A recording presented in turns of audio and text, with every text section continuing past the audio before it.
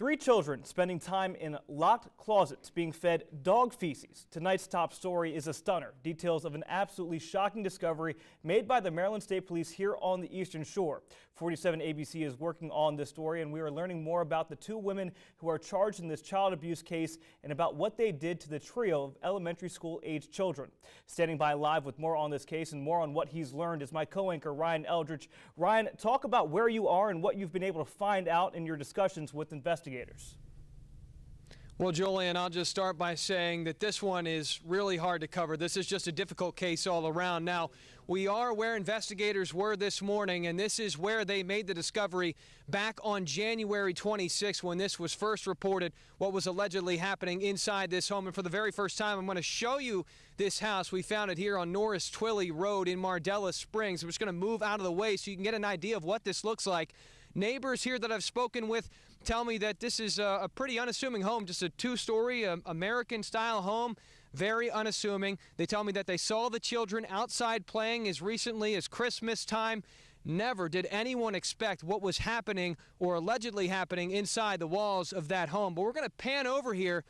This is kind of eerie and maybe an indication of what could have been happening inside that home. You're going to see a shed there, and it is packed high with trash bags. I don't know if that's an indication of what was happening inside this home or not, but certainly eerie to say the least. Now, the children that were inside this home with the 2 suspects, and those suspects are Amanda Wright, who is 29 years old, and Besleen Joseph, who is 25, are 8, 9, and 10 years old. You heard Julian say they are elementary-age school children.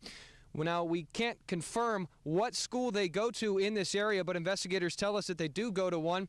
They're reluctant to release any information as to the relationship that these children share with these women or what school they go to in this area. But I'm going to talk a little bit more about the condition that these children were allegedly in inside this home. Investigators tell me that all 3 were being fed a starvation diet, and they tell me that that is water, oatmeal, bread, and then they were even being forced to eat dog feces, believe it or not. That's all in the report that we are still picking through with investigators. They also tell me that the children were abused with things like electrical cords, belts, and they tell me that these 2 women may have even used a stun gun. Unbelievable stuff out here tonight. Now, we're going to give you your first look at these 2 suspects with a graphic here that we've created for you. On your screen is Amanda Wright, who, as I mentioned, is 29 years old. Besleen Joseph, according to state police, who is 25, is her live-in girlfriend. They are both here at this home, and I'm told that they were both arrested this morning and will be taken to the Wicomico County Detention Center, may already be there from all indications. They are facing a laundry list of charges this evening. We're going to pull that up for you now as best that we can. This is 3 counts of first-degree child abuse, 3 counts of first-degree assault, 3 counts reckless endangerment, 3 counts of stalking, 3 counts use of a dangerous weapon with intent to injure, 3 counts of false imprisonment, and 1 count causing ingestion of a bodily fluid. And there are a variety of other charges that these 2 women are facing tonight. I spoke briefly with the Director of Communications, Greg Shipley, earlier today, and he talked a little bit about how and why this could have gone on for so long. He says that this may have gone all the way back to the summer or spring of 2017 without being reported. Certainly the allegations of the abuse that have been made are severe and unusual. I think it points to the fact, though, that we hear repeated time and again in these abuse cases when people think maybe they knew a little something, but they didn't report it, or they didn't think that anything was going wrong, or they just ignored it.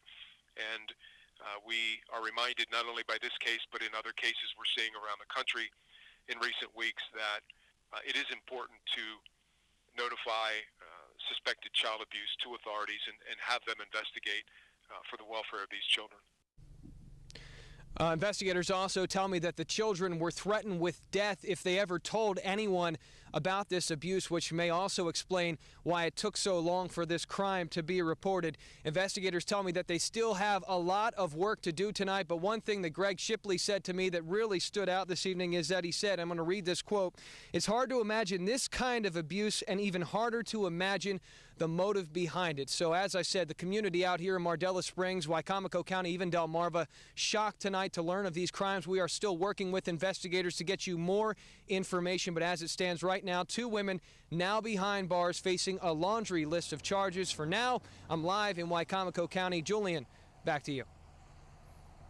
Ryan, thank you so much. Again, that was my co-anchor Ryan Eldridge reporting. Now, this is an ongoing investigation, as Ryan mentioned, and we are working with Maryland State Police to get you the latest up-to-date information. To see Ryan's full report, make sure to tune in tonight at 10 on the CW and 11 on 47 ABC.